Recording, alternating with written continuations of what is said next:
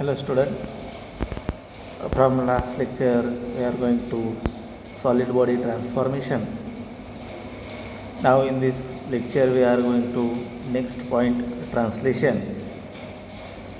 And a definition of the translation is the transformation which changes the position of an object in straight line path from one location to another location. म्हणजे ट्रान्सलेशनमध्ये काय होतं तर त्याची position म्हणजे ठिकाण बदलतं. पण पोझिशन बदलताना कशी बदलती? इन स्ट्रेट लाईन बदलते बघा. म्हणजे इथं जर एक ऑब्जेक्ट असेल तर हा ऑब्जेक्ट असा फिरून फिरून असं गोल गोल फिरून असा दुसरीकडे जात नाही. तर एक ऑब्जेक्ट असेल तर तो दुसरीकडे स्ट्रेट लाईन पाथमध्ये मूव होतो, दुसरीकडे पण तो मूव होताना कसं होतं तर स्ट्रेट लाईन पाथमध्ये मूव होतो. तर one location to another location. Translation in X and Y direction by factor L and M respectively. Then the transformation matrix is T to the base small T means translation matrix. Transformation matrix of translation. Transformation matrix of translation T. इथून मग आपण फक्त T लिहायचो.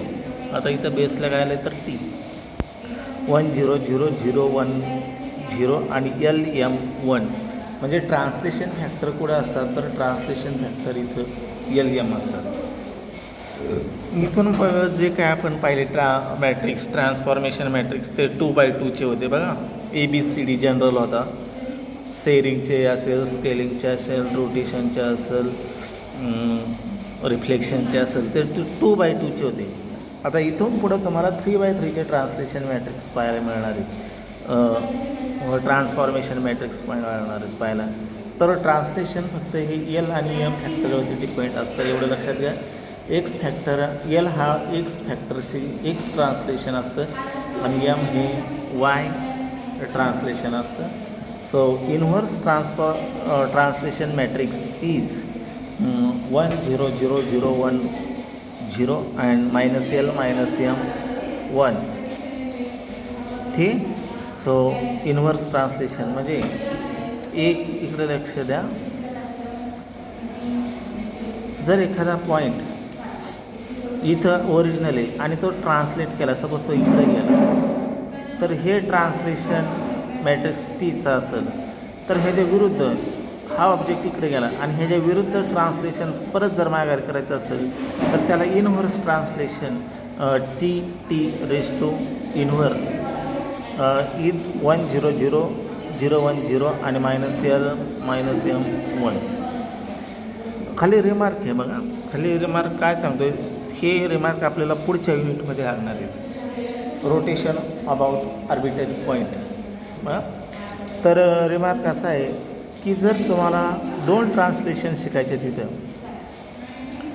तर point translated to origin आणि origin translated to point असे 2 remark आहेत.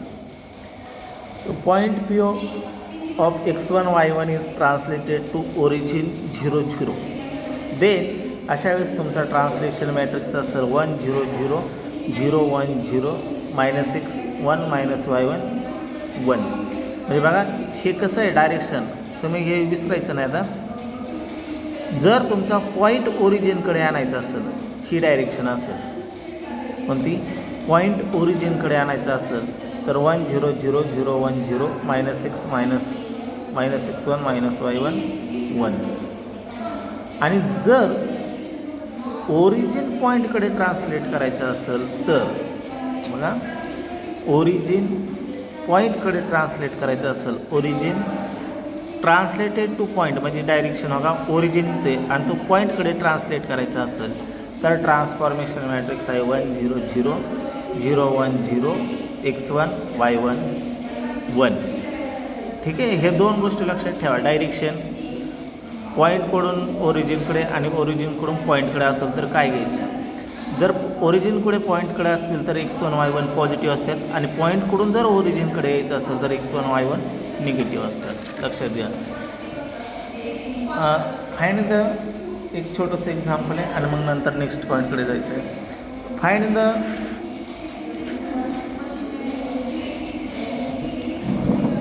The T म्हणजे translation matrix when point 1 2 is translated to origin. म्हणजे बघा पॉईंट कुठं ट्रान्सलेट करायचं आहे, ओरिजिनकडे ट्रान्सलेट करायचं आहे. So T is equal to 1 0 0 0 1 0 x -x1 -y1 आणि 0. मग काय होईल आता x1 y1ची व्हॅल्यू इथं 1 आणि 2 आहे. मग काय होईल 1 0 0 0 1 0 आणि -1 -2 0. मी काय होता पॉईंट ट्रान्सलेट केला ओरिजिनकडे. पॉईंट जर ओरिजिनकडे असतील तर x1 y1ची व्हॅल्यू इथं निगेटिव्ह असते. ठीक आहे. आता आपण नेक्स्ट एक्झाम्पल पॉईंटकडे जाण्यात. Homogeneous coordinate. Homogeneous coordinate at point x y is x dash y dash h where h is any real number. हे थोडंसं तुम्हाला होमोजिनियस कोऑर्डिनेट कधी वापरायचे असतात ते तुम्हाला नंतर एक्झाम्पल जेव्हा येईल ना तेव्हा सांगतो फक्त. Therefore xy is equal to x dash upon h y dash upon h आणि 1 where x is equal to x dash upon h आणि y is equal to y dash upon h. Example p is equal to suppose तुमचा 1 2 point आहे. मग ह्या 1 2 पॉईंटचे homogeneous coordinate किती असू शकतात, तर कितीतरी होमोजिनियस कोऑर्डिनेट असू शकतात.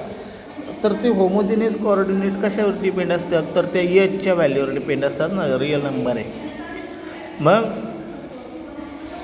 1 2 1 जर एचची व्हॅल्यू 1 असेल तर होमोजिनियस कोऑर्डिनेट 1.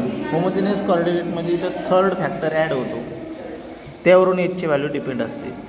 -2 -4 -2 जर एचची व्हॅल्यू -2 असेल. एचची व्हॅल्यू 100 असेल तर काय होईल 100 200 100 म्हणजे ह्याला एवढं गुणायचं फक्त. एचची व्हॅल्यू 50 असेल तर 50 100 50 म्हणजे जसं तुमची एच बदलेल तसं तुमचं हे होमोजिनियस कोऑर्डिनेट बदलतं. तुम्ही ह्या एचची व्हॅल्यू काही पण रिप्लेस करू शकता. -2 -4 whatever it may be. When H is equal to 1 then it is called the hyperplane. आपण एक्झाम्पलमध्ये एचची व्हॅल्यू 1 वापरणार आहे. म्हणजे जेव्हा एचची व्हॅल्यू 1 असेल त्यावेळेस त्याला आपण काय म्हणतो, हायपर प्लेन म्हणतो.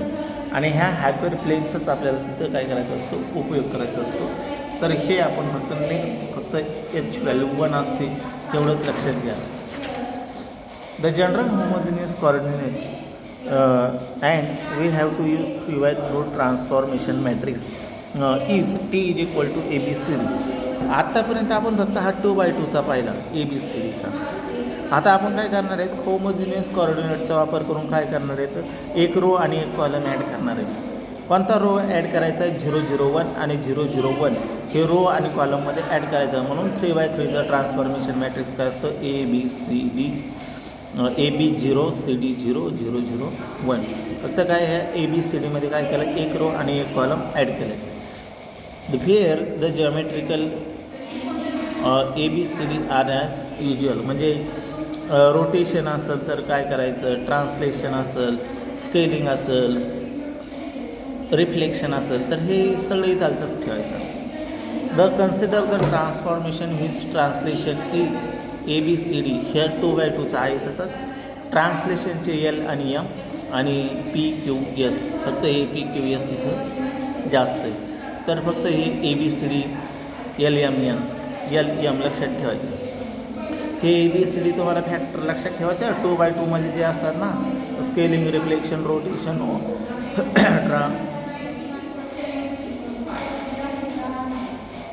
ते आयडेंटिटी ट्रान्सफॉर्मेशन काय असेल ते हे सगळे ABCD आहे तसंच राहणार आहे बघा. आता बघा खाली एक्झाम्पल आहे. मी तुम्हाला कॉन्कॅनेटेड ट्रान्सफॉर्मेशनचे एक्झाम्पल कमी घेतले होते लास्ट लेक्चरला. आता आपण काय करणार आहे त्याच्यावरती अजून एक्झाम्पल घेणार आहे. So find the concatenated transformation for the matrix of following translations. खाली आहे 3 ट्रान्सफॉर्मेशन दिले. Rotation about origin by 67 degree followed by translation by 1.5 and -1/5 unit in x and y आणि third uniform scaling by 2.5 unit. So पहिल्यांदी rotation about origin by 67 degree. मग रोटेशनचे बघा हे 4 point आपले 2x2चे आहेत, तेच लक्षात ठेवायचे. 2x2चं रोटेशन कसं असतं तेच मॅट्रिक्स, आणि फक्त 0 0 1 0 0 1 रो आणि कॉलमला ॲड करायचं. So cos 67 degree sine 67 degree 0 minus sine 67 degree cos 67 degree 0 0 0 1. मग त्याची व्हॅल्यू बघायची, ही तुमच्या कॅल्सीवरती कॅल्क्युलेट करायचा. कॅल्सीचा मोड हा डिग्रीमध्ये ठेवायचा. जर कॅल्सीचा मोड जर तुमचा रेडियनमध्ये असेल तर ते ह्या व्हॅल्यू येणार नाही, दुसऱ्याच वेगळ्या दाखवतील त्या. कॅल्सीचा मोड एकदा नीट चेक करून घ्यायचं. ठीक आहे, हा झाला त्याचा पहिला matrix T1. T2 translation by 1.5 and minus 0.5 units in X and Y direction. मग ट्रान्सलेशन एक्स आणि वायचं इथं असतं. आता इथे ट्रान्सलेशन तुम्हाला दिलं नसेल, पॉईंटकडून ओरिजिनकडे का ओरिजिनकडून पॉईंट आहे, तर असं दिलेलं नसेल तर आपण लक्षात ठेवायचं ते ओरिजिनकडून पॉईंटकडेच आहे. ठीक आहे, ओरिजिनकडून पॉईंटकडेच आहे. सो 1 0 0 0 1 0 एक्स ॲक्सिसचं ट्रान्सलेशन 1.5 आणि वाय ॲक्सिसचं minus 0.5 1. So T3 is equal to uniform scaling by 2.5 units. Uniform scaling म्हणजे हे दोन फॅक्टर सारखे असतात. 2.5 0 0 2.5 आणि एक रो आणि एक कॉलम ॲड करायचा. सो कॉन्कॅनेटर ट्रान्सफॉर्मेशन इज ह्यांचा गुणाकार करायचा. मग हा गुणाकार इथं बघा असा येतो, तुम्ही चेक करून घ्या हा गुणाकार. ठीक आहे,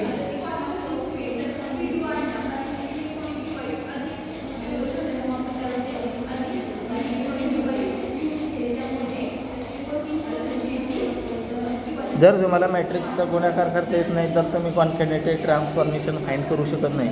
त्यामुळे तुम्हाला मॅट्रिक्सचा गुणाकार अगोदर शक्य यायला पाहिजे.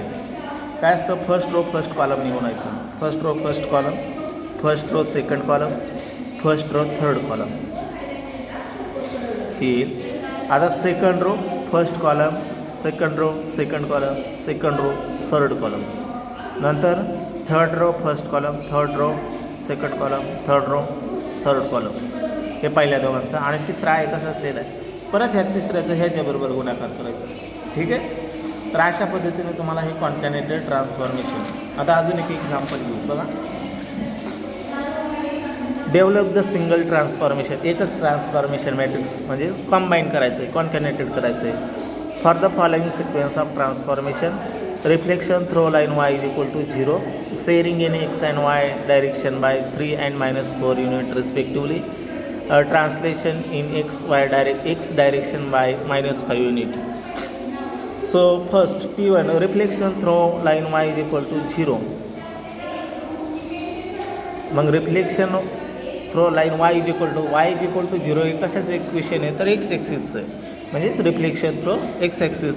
म्हणजे एक्स ॲक्सिसचं रिफ्लेक्शन काय असतं 1 0 0 -1. बघा हे 2x2 मध्ये असतं 1 0 0 -1. आपण काय केलं आहे फक्त त्याच्यात एक रो आणि कॉलम. रो आणि कॉलम कधी ॲड करायचं जर तुमच्या एक्झाम्पलमध्ये ट्रान्सलेशन शब्द असेल तरच. So T2 shearing in X and Y direction by -3 and -4 unit respective.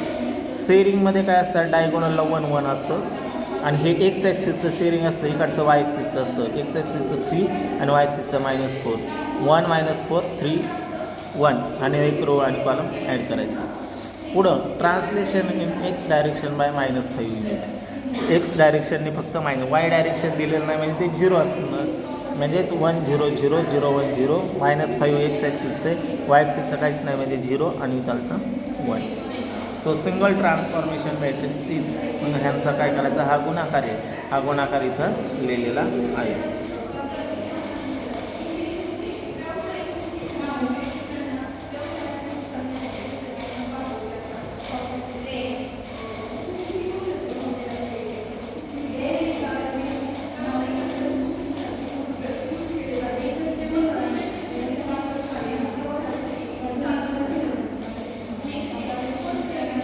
ठीक आहे, हे गुणाकार करायचं तुम्ही. आता गुणाकार आता करायला काय मला सांगू नका तुम्ही. एक एक्झाम्पल आहे तुम्ही होमवर्कला.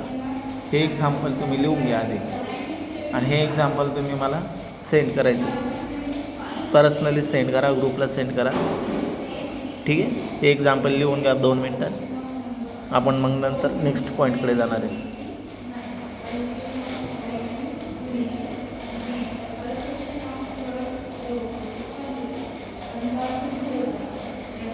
त्याचा आन्सर पण तुम्हाला खाली लिहिलं आहे. फक्त तुम्हाला ते 3 मॅट्रिक्स लिहायचे आहेत आणि त्या तिघांचा गुणाकार करायचा आणि त्या तिघांचा गुणाकार हे येते का चेक करायचं.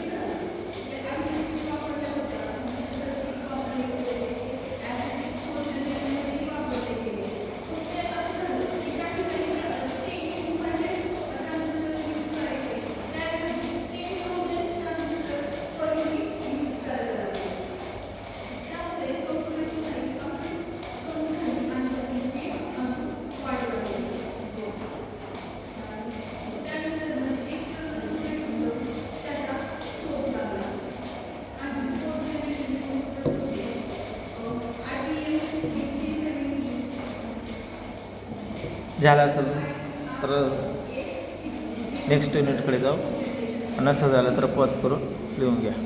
ठीक आहे. So rotation about arbitrary point अतिशय महत्त्वाचं असं युनिट हे बघा. हे रोटेशन अबाउट अतिशय महत्त्वाचं आणि अतिशय सोपं असं.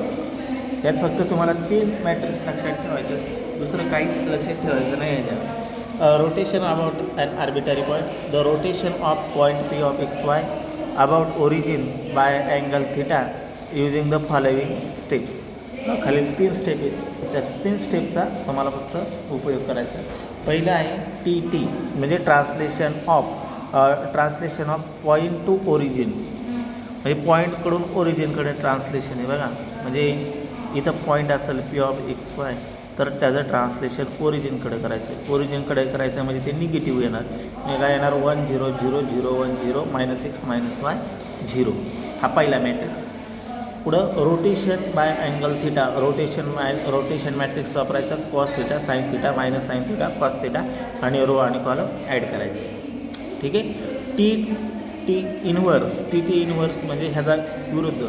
आता हे काय होतं पॉईंटकडून ओरिजिनकडे. ह्याचा इन्व्हर्स म्हणजे काय होणार ओरिजिनकडून पॉईंटकडे पी ऑफ एक्स वाय. मग काय येणार त्याचा ट्रान्सलेशन मॅट्रिक्स ओरिजिनकडून पॉईंटकडे म्हणजे 1 0 0 0 1 0 एक्स वाय 1. अशा पद्धतीने हा तुमचा ट्रान्सलेशन मॅट्रिक्स असेल. देन कंबाईंड कॉन्कॅनेटेड किंवा कॉन्कॅनेटेड कोणताही शब्द आला तर त्या दोघात हे करायचं नाही, दोन्ही सेम आहे. कंबाईंड आणि concatenated transformation matrix is T = TT R theta TT inverse using homogeneous coordinate the object x we get x star is equal to x into transformation matrix T. म्हणजे एखादा जर ऑब्जेक्ट तुम्हाला त्याच्याभोवती rotate करायचा असेल तर त्याच्यासाठी हा शेवटी हा formula T x star is equal to x into transformation matrix. त्या 3 मॅट्रिक्सकडे लक्ष द्या. हे 3 मॅट्रिक्सवरती तुम्हाला एक्झाम्पल्स आहेत.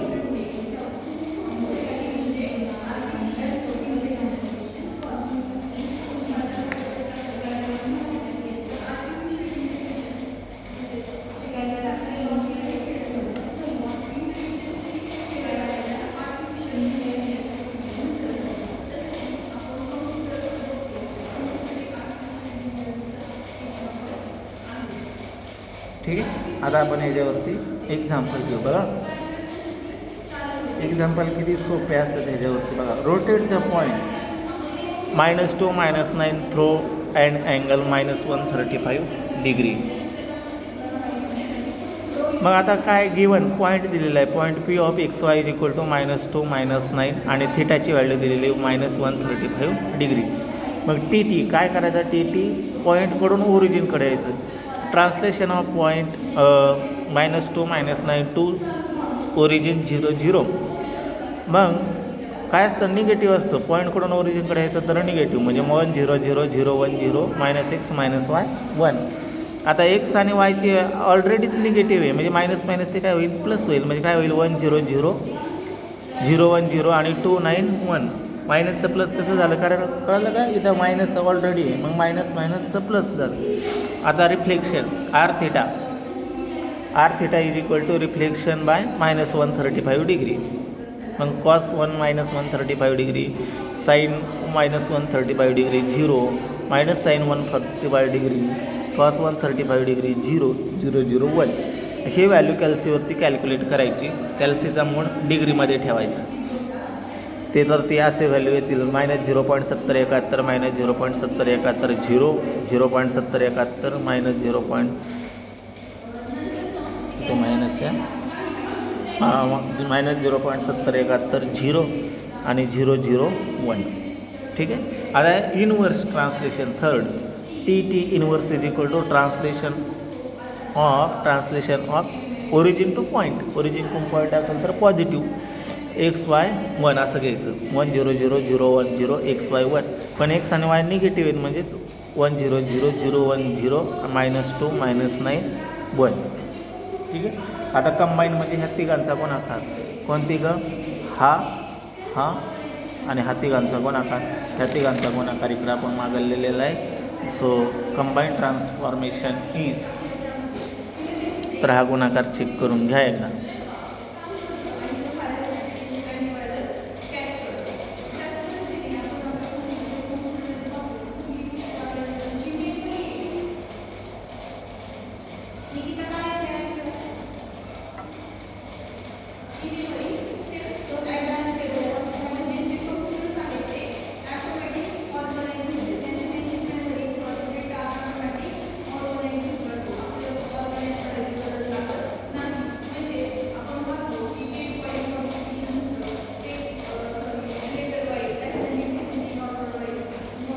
झालं. गुणाकार चेक करून घ्यायचा. नेक्स्ट एक्झाम्पल आहे, rotate the line segment between the point A of -6 -3 and B of -3 -4 through and angle π/3 about the point 2 3.